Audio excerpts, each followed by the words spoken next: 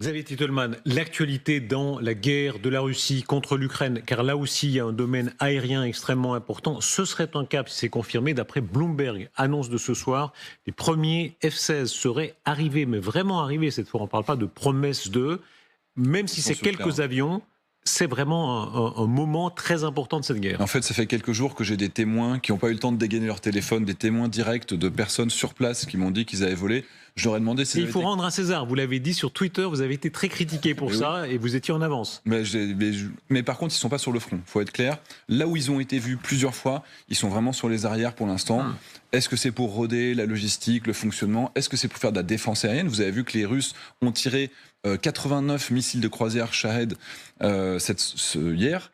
Les 89 ont été interceptés. Est-ce que le F-16 a contribué à intercepter ces drones kamikazes russes? C'est peut-être aussi pour ça que... Si c'est le cas, c'est un symbole très fort, on est bien d'accord. Le fait même que un seul F-16 dans le ciel ukrainien, même si ça ne change rien immédiatement à la guerre, mais c'est un symbole immense. Empêcher des missiles russes de frapper leurs cibles civiles sur des hôpitaux ou des centrales électriques, ça change rien à la guerre, mais néanmoins c'est toujours favorable. On est sur un cap qu'on vient d'atteindre, c'est pas le volume qui est nécessaire pour être réellement efficace, il n'y en aura peut-être qu'une douzaine pour en avoir 6 qui volent en même temps. Vu la taille du front, c'est pas suffisant pour être capable de gêner les Russes, mais ne serait-ce que pour améliorer la défense aérienne, pour défendre les villes qui ne disposent pas de système Mamba ou Patriot, là ça a vraiment déjà un premier impact. Et puis quand ils vont monter en puissance, quand ils en auront plus, là ils pourront petit à petit certainement se rapprocher du front, y compris pour devenir une menace pour les chasseurs russes. Et in fine, c'est ça qu'on espère voir. Et en l'occurrence, c'est une bonne nouvelle du point de vue des Ukrainiens qui s'ajoute à une autre, puisque les États-Unis, c'est le Wall Street Journal cette fois qui le dit, les États-Unis auraient accepté d'équiper des dizaines d'avions de chasse F-16 en direction de l'Ukraine avec des missiles de fabrication américaine et d'autres armes avancées. Et là, j'ai besoin de votre aide parce que je ne comprends rien à ça. Ça comprendrait des missiles air-sol AGM-88, des bombes guidées à longue portée JDAM et des munitions de précision de petite taille GLS-DB. Les Small Diameter Bombs. C'est en réalité presque la même chose qu'on avait déjà intégré sur MiG-29. C'est-à-dire que les systèmes qu'on avait intégrés sur les avions soviétiques, on accepte de les mettre sur F-16. Je ne comprends même pas en quoi c'est une nouvelle. Ce qui serait réellement une nouveauté, ce serait d'avoir des bombes qui soient totalement inédites. Des missiles de croisière qui pourraient porter à 300 km, comme la France et la Grande-Bretagne ont déjà fourni des Scalp et des Storm Shadow. Ce serait d'avoir des missiles air-air de longue portée pour être capable d'intercepter des avions de chasse russes à 120 km de distance. Plus loin que la portée du maximum des missiles dont dispose la Russie aujourd'hui.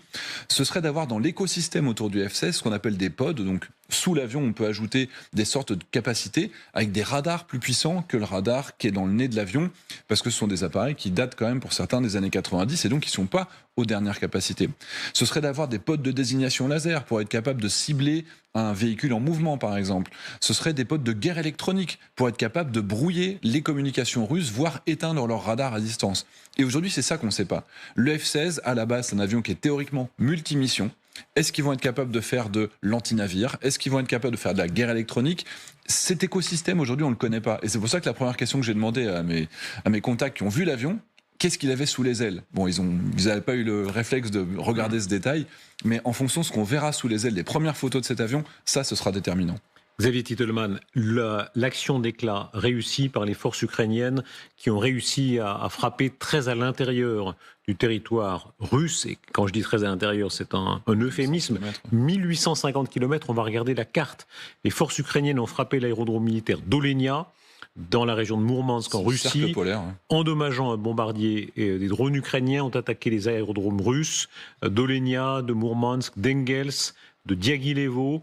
Dans la nuit du 27 juillet, l'Ukraine a également frappé une raffinerie de pétrole dans ce dernier des trois régions. Regardez la carte, quand on va jusque là-bas, comment est-ce possible de traverser cet immense espace en drone? Alors, l'étanchéité d'un espace aérien, c'est un mythe, on ne peut pas avoir une étanchéité totale. Mais c'est vrai que la Russie répète les situations dans lesquelles elle se met en difficulté parce qu'elle prouve son incapacité à intercepter tout type de missiles. Dès les premiers jours de la guerre, fin 2022, des simples missiles balistiques des années 70, ça passait. Des drones chinois qu'on achète à 10 000 $ sur Alibaba, ça passait pour aller même taper sur le siège de la flotte de la mer Noire. Donc aujourd'hui, on est sur une situation où il y a une récurrence de ces actions, simplement des ULM modifiés qui tapent à 1200 km de distance, finalement qu'on soit à 1200 ou à 1800, Quand l'espace aérien est tellement large, quand on est sur des situations où il n'y a pas de défense, parce qu'ils ne peuvent pas couvrir tout leur territoire, les Russes, parce que tout a été envoyé vers l'Ukraine, je pense que ça va se multiplier. Et le fait de voir sur une semaine, systématiquement, tous les jours, des frappes, à la fois, il y en a, où je ne les ai pas toutes citées, mais il y en a aussi sur la mer Noire, il y en a également dans l'Est, il y en a également vraiment sur la limite des oblasts à la côté de Moscou, eh bien, il va y en avoir de plus en plus. Et je suis en contact avec des ingénieurs ukrainiens, j'y vais régulièrement. Ils sont en train de développer également un missile de croisière qui a 3000 km de portée. Donc ça veut dire simplement que les Russes ne peuvent plus laisser leur aviation stratégique, celle qui tue des civils, celle qui bombarde régulièrement, ils ne peuvent plus le laisser à moins de 1800 km aujourd'hui et à moins de 3000 km demain. Ça veut dire moins de bombardements sur le territoire, ça veut dire moins d'usines qui fonctionnent, ça veut dire une logistique qui va être de plus en plus compliquée. Et ça, il faut comprendre qu'il y a deux fronts. Il y a ce front sur le terrain, la première ligne sur lequel les Ukrainiens souffrent beaucoup, mais finalement, plus ils vont être capables de taper dans la profondeur, moins il y a de matériel qui va être capable d'arriver sur cette première ligne. Et donc les deux guerres sont complémentaires. Là, quand on voit le rayon, ça veut dire que si on fait tourner le compas, en réalité, ils peuvent frapper dans la quasi-totalité, disons, de la Russie, de l'ouest de la Russie. De l'Oural, oui. À l'ouest de l'Oural, a priori, ils peuvent taper partout. Le problème, c'est leur capacité de production. Si leurs alliés leur fournissaient les systèmes nécessaires à la construction en grand nombre de ces missiles ou de ces drones kamikazes, là, ils auraient une capacité à en tirer des dizaines et des dizaines par jour. Le problème, c'est comme on refuse que des composants américains, européens, taïwanais soient intégrés dans ces systèmes, on ne leur fournit pas. Et donc ils doivent produire localement leurs petits moteurs, leurs petites avioniques, leurs récepteurs de GPS pour pouvoir concevoir ces systèmes-là. Il faut se souvenir qu'au début de la guerre, vous vous souvenez, ce premier missile de croisière qui avait été tapé sur le toit du Kremlin. C'était même pas l'armée ukrainienne qui l'avait fait, c'était des civils qui avaient développé un système pour se venger eux-mêmes en faisant une collecte participative pour développer ça. Et ça a tellement bien marché que l'armée ukrainienne a repris à son compte, c'était ce qu'on appelait le drone Beaver à l'époque. Maintenant, ils ont au moins une quinzaine de drones avec une capacité de bombardement à très longue distance. Et aujourd'hui, ils continuent à en développer de plus en plus. Oui, ils peuvent taper sur l'intégralité de cette zone. Les Russes sont obligés de mettre de plus en plus de systèmes de défense aérienne pour être capables de se défendre, mais ils en manquent. Ils en manquent comme ils manquent de tout le reste. Comment expliquer dans ces circonstances les déclarations de Volodymyr Zelensky ce soir dans le journal Le Monde, c'est dans l'édition à paraître demain, qui évidemment frappe énormément les esprits par deux aspects. Il parle en particulier d'une possible, imaginable renonciation à certains territoires ukrainiens, ça on va y revenir, mais il parle surtout de parler directement aux Russes, ou en tout cas il précise sa position sur le fait que les Russes pourraient être invités à une conférence de paix à Kiev, alors que la ligne pendant si longtemps avait été on ne parle pas à la Russie tant qu'on n'a pas gagné militairement jusqu'au dernier centimètre carré. Moi, j'analyse ça toujours de la même manière. Il y a un principe de réalité qui va s'imposer.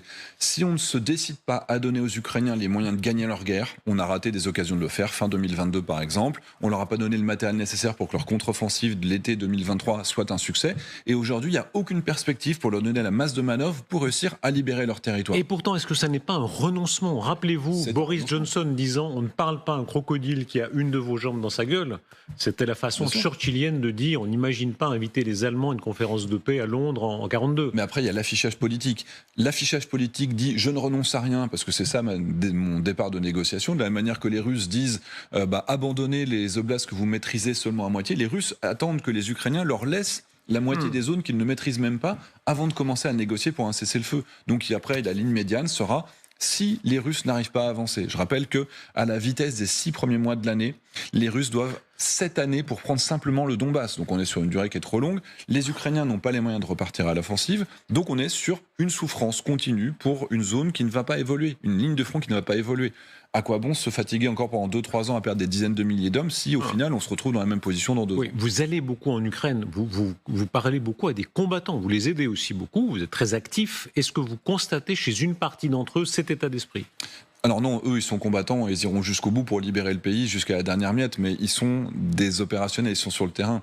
Eux, ils n'ont pas la pression politique que peut avoir un président et ils n'ont pas la pression de leur famille et des familles des victimes qui sont autour d'eux. Ils ont des morts, j'ai des Français qui sont blessés en ce moment, je leur passe toute mon amitié, on les aide, on fait ce qu'on peut sur place. Mais eux ne renoncent pas, y compris les blessés, attendent d'être de nouveau aptes au combat pour repartir au combat. Maxime, que vous avez eu par exemple au téléphone, Maxime a sauté sur une mine, il est retourné en tant que combattant opérateur de drone, en ce moment il travaille sur les états-majors, et ces gens-là sont ultra motivés, ils ne changent absolument pas d'objectif final, parce que la Russie est une menace pour l'Ukraine, mais ils savent très bien que si l'Ukraine demain devait renoncer ou devait perdre, eh bien à ce moment-là, il y aurait d'autres pays qui seront en guerre derrière. Il y aurait la Moldavie, il y aurait les pays baltes, et à ce moment-là, c'est directement nous qui sommes engagés face à la Russie. Aujourd'hui, ils se battent pour éviter une guerre directe de la Russie contre nous. On peut lire exactement les mots de Volodymyr Zelensky auxquels je faisais allusion. C'est sans doute la phrase la plus marquante de cette interview au journal Le Monde, quand il parle de parler très directement à la Russie. J'estime que lors du deuxième sommet sur la paix en novembre, des représentants de la Russie doivent être présents, sinon nous n'obtiendrons pas de résultats viables. Je ne veux pas qu'ils nous bloquent la préparation d'un plan commun.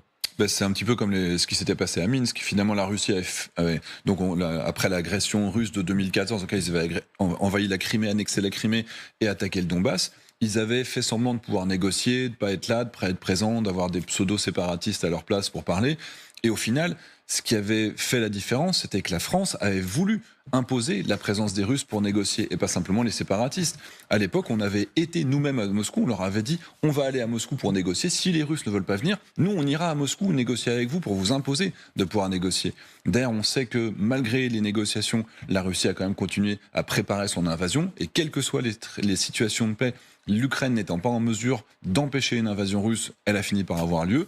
Demain, s'il y a une négociation de paix, évidemment, ça veut dire d'abord un cessez-le-feu, mais ça veut dire les négociations d'une sécurisation définitive des frontières ukrainiennes pour que l'État souverain ukrainien puisse continuer à exister. Ça veut dire un armement qui va continuer, avec des dizaines d'avions de chasse, des centaines et des centaines de véhicules blindés, pour éviter que la Russie puisse se poser la question de réenvahir dans 3 ans ou dans 5 ans pour finir sa tâche. Certains diront c'est un cadeau aux Russes, c'est quand même entrer dans le jeu des Russes de dire allez, venez à table, après Boutcha, après tout ce qui s'était passé, on entendait les Ukrainiens dire jamais, jamais on ne parlera aux Russes. Mais oui, mais encore une fois, c'est entre l'affichage politique et la réalité du terrain. Aujourd'hui, si la perspective, c'est simplement de tenir le front, de ne pas avoir d'évolution et que ça coûte des dizaines de milliers de vies pour arriver exactement à la même situation aujourd'hui qu'on aura dans 1 an ou 2 ans, quand tout le monde se sera effondré façon Corée du Nord, Corée du Sud, évidemment, je comprends qu'ils aient envie de le faire plus tôt. Les Russes, par contre, disent très clairement qu'ils ne sont absolument pas dans cette optique. Eux, ils croient qu'ils peuvent continuer à envahir au moins le Donbass.